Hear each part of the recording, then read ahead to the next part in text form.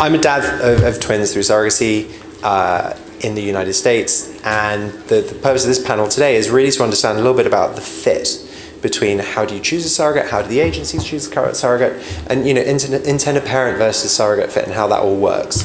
In theory, I'm going to pepper these guys with questions, but actually what I'm probably going to do is open it up to you guys to start preparing questions that you want to ask these guys on how they work as agencies, how they work in assisting you in your journey through to parenthood. But the first thing I'm going to do is, as I say, I'm Richard Westerby. I'm going to get you guys to introduce yourselves. Awesome panel of people. I've worked with everybody on this table. Laurie, do you want to start? Sure.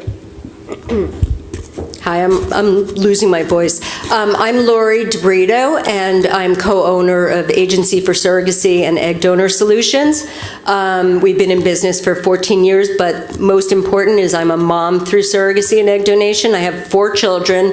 One is biologically mine, and I carried her. The other 3, surrogacy and egg donation, and it's amazing.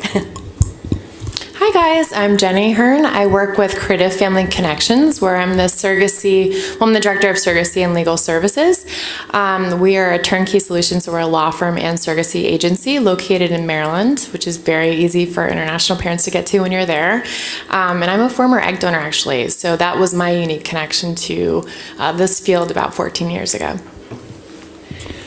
Hi guys, I'm Guy, and I'm basically a father of 3 children who were born through surrogacy in the United States. I live with my partner in Tel Aviv, Israel, and for the last 8 years I have Baby Bloom, which is an agency that facilitates surrogacy processes in the US, and we've helped create over 200 families, and we've developed our method to ensure that basically you can find the optimal match and have a successful process. My name's Jen MacArthur, and I'm the Director of Case Management for Worldwide Surrogacy. We're located in Connecticut, and we have an office in New York City. We're a surrogate matching agency. My boss, Vicky Ferrara, is an assisted reproductive attorney, so like Creative Family Connections, we can do both things at our agency. I've been there about 7 years. I don't have a history of assisted reproduction. I'm a social worker, and I came to do this and didn't know anything. But I'm so happy to be here and to talk to all of you about our agency if you have any questions. Brilliant. Thank you for that intro. I think what would be really interesting to kind of understand is, first question is coming from me. When you guys are talking to intended parents and surrogates as agencies, right? What is the information, first of all, that you're going to be asking them a bit about so they can start understanding what information they have to give? And what is the process that you go through with regards to your agency and stuff? So maybe just a couple of minutes of those, and then I'm going to open it up to you guys, okay, to start asking questions. So do you want to start, Laurie? Yeah. And you're talking about intended parents and surrogates? Yeah, a little bit about both. Okay.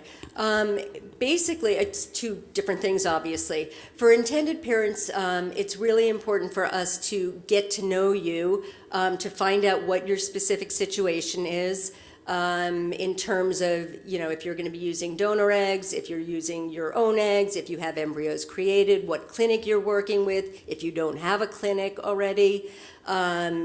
And then just what kind of expectations you have. It's really important that you have realistic expectations about the process, about the communication with your surrogate, about your feelings towards her, about what might happen,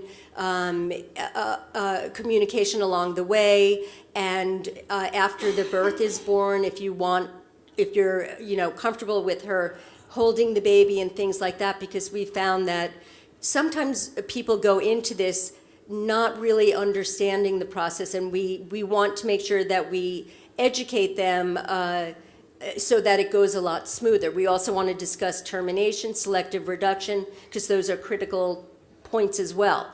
In terms of the surrogate, obviously we want to make sure she's doing this for the right reasons and what her social situation is, if she's married, if she's not that one is better than the other, but important that she has a very strong support system, that she's got a means of financial support. She's not on any social support, social services or anything like that.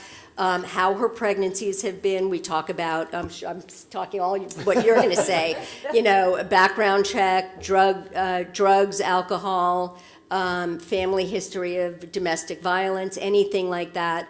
Talk to her too about termination, selective reduction, because what we found too is that oftentimes what she would terminate for is not what you would terminate for. And if you have an agency that is embarrassed or maybe afraid to dig and ask really difficult questions, you might end up going to contracts and finding out that what she will terminate for is a life-threatening abnormality, and what you were thinking the whole time along is Downs. So, and I've heard that happening before, which to me is, how do you get that far without, knowing that whole thing? So it's important for us. We take the matching process very personally. We really do it as a one-to-one fit. It's not just throwing a uterus at a couple that needs it. It's very personal for us. At that point, I'll let somebody else talk, because I know they want to. I'm sorry. No, I mean, I agree with Lori. That's exactly what we look for with intended parents. It's just very essential to make sure, you know what you're looking for in a surrogate. So when we match parents to gestational carriers, there are usually some bare requirements. I mean, we want someone that has a very clean, you really covered everything, but we're looking for someone that has a very clean medical history, on top of someone that also looks like they financially are very stable, emotionally stable. We're not the mental health professionals in this, and so we do as best as we can to, using our discretion to see that she seems like a reasonable, emotionally stable person that's really out and honest with her friends and family about undergoing a surrogacy, that she has a community of support behind her that know that she's doing this. But we want someone that has a clean medical history, because past pregnancies are the best predictor for future pregnancies. So we have something called the American Society for Reproductive Medicine in the U.S., and they set guidelines as to who should be a gestational carrier in the U.S. It could be things like how many C-sections, how many total deliveries, histories of mental disorders. And then the clinics sometimes have even their more restrictive guidelines, just because they're artists in their own endeavors, and they may have had past histories with surrogates that had a certain condition, and that's just something that they don't want to work with again, because they know that it's not good for a pregnancy.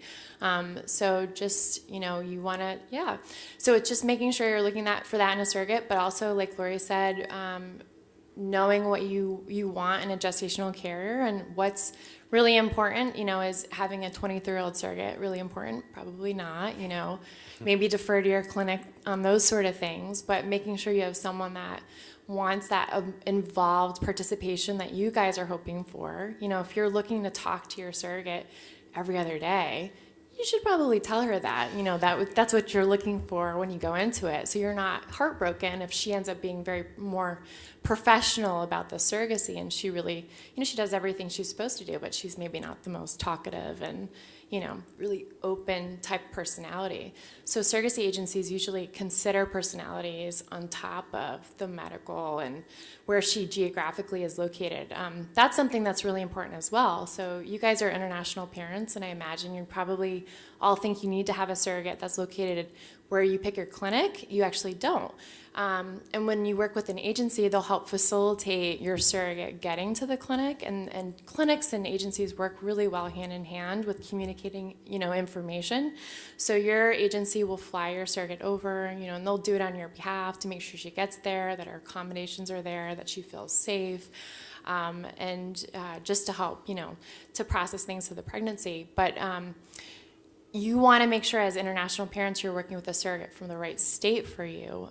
Not every state in the U.S. is a safe place for surrogacy. There are only a few that aren't, and some actually have very specific legal procedures. I'm going to turn you as well. So you want to make sure that when you are working with a surrogate that she's from, Richard, if you want to show the map, that's a map we put together and my law firm did on the surrogacy climate in the U.S. If you would like one, there's some on our table.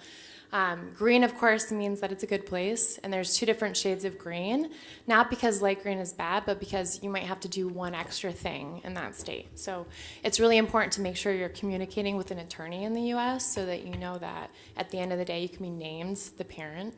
of this child. Why else would you be doing this if you couldn't, go home with a child where you're secured as a parent? But also, please keep in mind and talk to an attorney in your home country so that you know that you can register your child as well. So I don't know if everybody's from the UK here, but if you're from a different country, something we do is we encourage you to reach out to a local attorney in your home country to see what you need to do. And if you can't find one, agencies usually can find somebody for you as well to talk to. When you're looking for intended parents, I think we've covered the surrogate part. That was awesome. Thank you. I would like to add a few things. Yeah, exactly. No, but we can come back to exactly.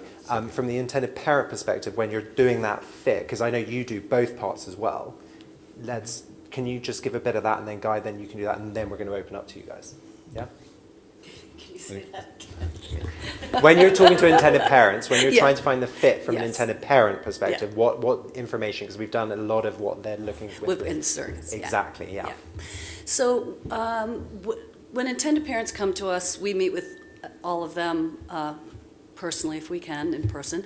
But internationally, obviously, we can do Skype, FaceTime, and meet with them. And we really go over what your dreams are, what your desires are, and what you're thinking about in a surrogacy. And we do talk a lot about what Jen and Lori said too, about some important things that you have to think about in the process are communication with your surrogate. What are you thinking about? Do you want to talk to her every day? That's a very important aspect of surrogacy, because surrogates have their own lives, they're married, they have jobs. And so if there's any little wrinkle that we ever have to work out in a surrogacy, a lot of times it's about communication. Which is a workable problem, thank goodness. And a determination, again, a very big thing, is something to think about. A lot of parents go in and they don't want to think about that. That's the last thing they want to think about when you're thinking of creating a family. But it is a very important aspect to it. And the other thing that we haven't really talked about here yet is whether you want to do a single embryo transfer or a double embryo transfer. That's a very big, hot topic right now in surrogacy. I think the trend is going more towards single embryo transfers, but again, you have your dreams and your ideals and the things you've been thinking about for years, and it's not an easily changed dream. So we talk a lot about that, and we really get to know the intended parents. I work with the intended parents. That's my sole job. So I like to spend time with them, Skype with them, get to know them, so that when I Skype with the surrogate, I can get like a real feel. I'm like, she is perfect for them. That kind of a feel for a match. A lot goes into it. And I don't think I'm saying anything really differently than the girls have said right now, but I just like to think that we really get to know you and get to know what you like and your sense of humor and all of that and how it matches up with a good surrogate. Brilliant. So it's Guy. Okay, so as my colleagues have said before me, there are many, many different both medical and fertility needs that you would have from a surrogate. You need her to be emotionally well and fit for the process, and you need to have a good match personality-wise. I would like to add two other things that need to be looked upon before choosing to work with a specific surrogate. And first of all, you need to understand that unlike, I think, any other medical tourism process where you choose a provider and you go through the process yourself, here someone else is going through the process for you, and she will be going through it with several different medical providers. There will be an IVF clinic that is basically in charge of being successful and getting the surrogate pregnant. Then she would have to work with her own OBGYN who would monitor the pregnancy, and then she would deliver at the hospital that is next to her home and is covered by the pregnancy. So we have to see that the standards of medical care throughout the pregnancy from all the different providers are high standards, especially for anyone going through multiple pregnancy and in general. On top of that, each surrogate has a very big influence on how much the total cost of your journey is going to be.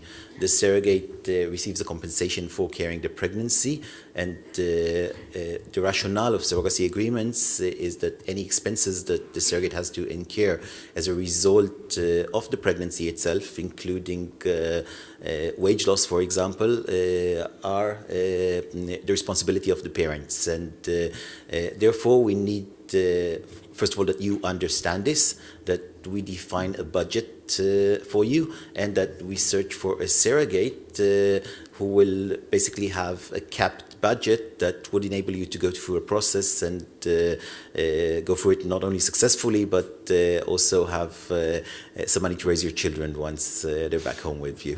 Yeah, very good point.